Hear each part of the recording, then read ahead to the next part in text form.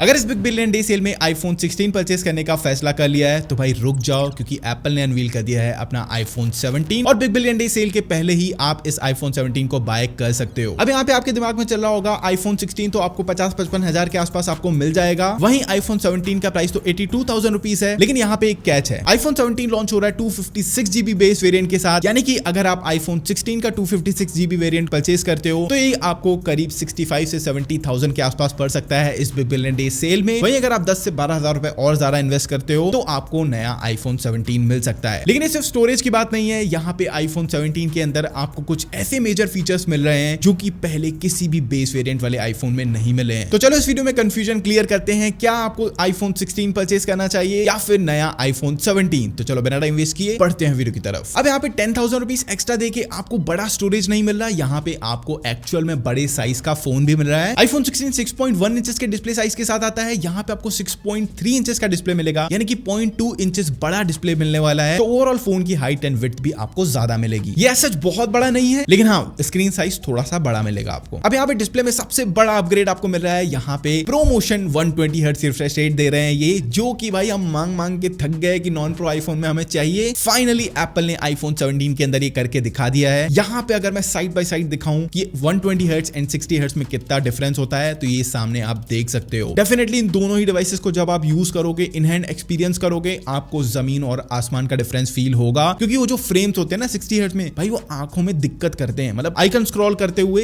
एक एक फ्रेम दिखता है कि वो ऐसे आइकन जा रहा है। वहीं 120 हर्ट्ज बहुत ही स्मूथ डिस्प्ले है। तो यहाँ पे मेरा ओपिनियन बहुत हद तक आईफोन 17 के अंदर झुक जाता है, सिर्फ इसी एक रीजन के कारण। लेकिन सिर्फ ये भी रीजन नहीं है, यहाँ पे इन्होंने एंटी रिफ्लेक्टिव कोटिंग भी प्रोवाइड करी है, which is a very good thing, जो कि मैं सामने इन हैंड एक्सपीरियंस करके आपको बेटर तरीके से बताऊंगा। तो जैसे वो वीडियो आएगी भाई उसके लिए सब्सक्राइब कर लो, मिस ना हो जाए वो वीडियो। ब्राइटनेस के नंबर्स भी अब 2000 निट्स से 3000 निट्स कर दिए गए हैं। साथ ही अब ऑलवेज ऑन डिस्प्ले भी आ चुका है, क्योंकि ये डिस्प्ले 1 हर्ट्ज से 120 हर्ट्ज जा सकता है। इसके अलावा प्रोटेक्शन को भी अपग्रेड किया है, सेरेमिक शील्ड 2 का प्रोटेक्शन मिलता है आपको on the front end back. पहले सिर्फ फ्रंट में मिलता था, अब फ्रंट एंड बैक में मिल रहा है, जो कि इस फोन को और भी ज्यादा ड्यूरेबल बना देता है। और क्योंकि एंटी रिफ्लेक्टिव कोटिंग मिल रही है इसके अंदर, तो यहाँ पे आपको 4x इंप्रूव्ड स्क्रैच रेजिस्टेंस मिल रही है, जिसके कारण ऑब्वियसली अगर आप स्क्रीन गार्ड लगाओगे तो वहां पे एंटी रिफ्लेक्टिव कोटिंग खत्म हो जाती है। लेकिन इस चीज को भी मैं पर्सनली खुद टेस्ट करने वाला हूं और उसके बाद में अपना रिव्यू दूंगा कि क्या आपको इसको बिना स्क्रीन गार्ड यूज करना चाहिए या फिर नहीं। तो डेफिनेटली फोन यूज करने का जो एक्सपीरियंस है वो 16 से 17 में वे बेटर कर दिया गया है, बहुत ही ज्यादा इंप्रूव कर दिया गया है। अब नेक्स्ट है इसका चिपसेट, जो कि A19 चिप है। हाँ A18 से ये ज्यादा पावरफुल है, लेकिन यहाँ पे सबसे अच्छी बात यह है कि यहाँ पे आपको नया 5 कोर GPU मिल रहा है, जिसके कारण आप इसमें इंटेंस गेमिंग कर सकते हो। ऑल्सो फाइनली अब आप आईफोन 17 के अंदर 120 FPS की गेमिंग कर सकते हो, जो कि भाई इतने टाइम तक सिर्फ 60 FPS तक की ही गेमिंग प्रोवाइड करता था। फाइनली भाई फाइनली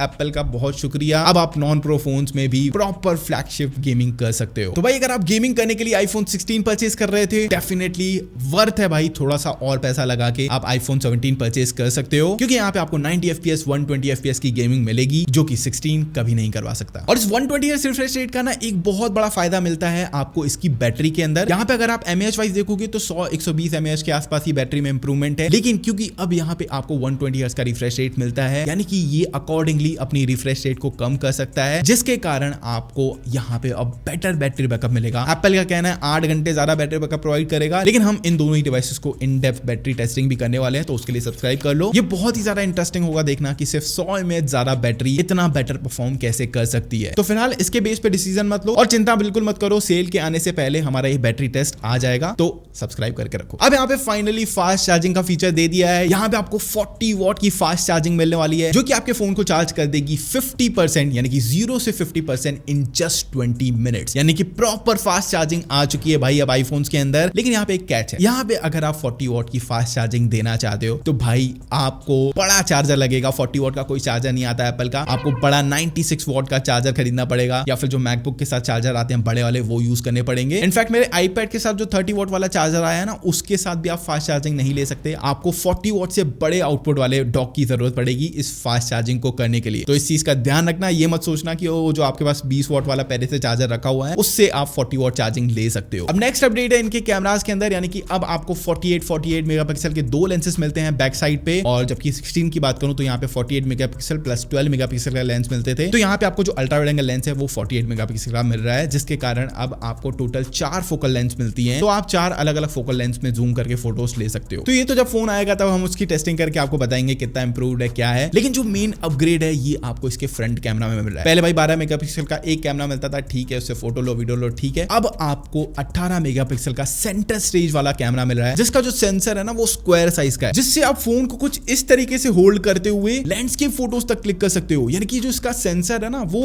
ऑटोमेटिकली क्रॉप हो जाता है जैसा फोटो आप चाहते हो। फॉर एग्जांपल आप सेल्फी क्लिक कर रहे हो तो ये ऑटोमेटिकली सेल्फी मोड में ही रहेगा। अगर 2-3 लोग और आ जाते हैं ये ऑटोमेटिकली लैंडस्केप में स्विच कर जाता है, which is a very good thing. और आप इस एक कैमरा से 4 अलग अलग ओरिएंटेशंस में फोटोज क्लिक कर सकते हो, विच इज अमेजिंग। और इसका जो सबसे बेस्ट आपको आउटपुट मिलेगा वो मिलेगा इसके फ्रंट कैमरा में। यहाँ पे एआई के थ्रू सेंटर स्टेज का यूज करता है और उसके अकॉर्डिंग आपको एक्शन मोड वाला स्टेबलाइजेशन देखने को मिलता है इसके फ्रंट कैमरा से। और इतना ही नहीं, अब एंड्रॉइड के जैसे इसमें भी आपको फ्रंट एंड बैक वाला मोड मिल जाता है, लेकिन ये एंड्रॉइड से कहीं ज्यादा इंप्रूव्ड है, क्योंकि ये डेफिनेटली स्टेबिलिटी तो प्रोवाइड कर ही रहा है। लेकिन जब भी आप फ्रंट एंड बैक से शूट करते हो ना तो आप आउट ऑफ फ्रेम हो जाते हो मोस्ट ऑफ द टाइम, लेकिन ये उस चीज का ध्यान रखेगा और आपको प्रॉपर फ्रेम में रखेगा। तो डेफिनेटली मेरे हिसाब से ये बहुत ही बड़ा अपग्रेड है जो कि उन्होंने अपने फ्रंट कैमरा में दिया है। एंड ट्रस्ट मी, इस पूरी 17 सीरीज में मुझे जो सबसे बड़ा अपग्रेड लगा ना वो iPhone 17 का ही लगा है। 17 एयर की बात तो किसी और वीडियो में करेंगे। अगर प्रो मैक्स की बात करूं तो वहां पे भी मुझे एज सच अपग्रेड्स नहीं लगे जितने अपग्रेड्स iPhone 17 को दिए गए हैं। तो डेफिनेटली भाई ये सोचने वाली बात हो जाती है, अगर 256 GB का iPhone 16 परचेज करने का सोच रहे हो, मेरे हिसाब से iPhone 17 एक बेटर डील हो जाती है, जिसमें सबसे बड़ा गेम चेंजिंग फीचर है 120 हर्ट्ज रिफ्रेश रेट। तो ये तो थे मेरे इनिशियल रिव्यूज। जब वो फोन सामने आएगा हम इन डेप्थ में इन दोनों की टेस्टिंग करने वाले हैं। तो भाई फिर से बोल रहा हूं, चैनल सब्सक्राइब कर लेना और बेल आइकन दबा के ऑल पे क्लिक कर लेना ताकि मेरी आने वाली वीडियोस की नोटिफिकेशन आप तक सबसे पहले पहुंचे। मैं मतलब नेक्स्ट वीडियो में, तब तक के लिए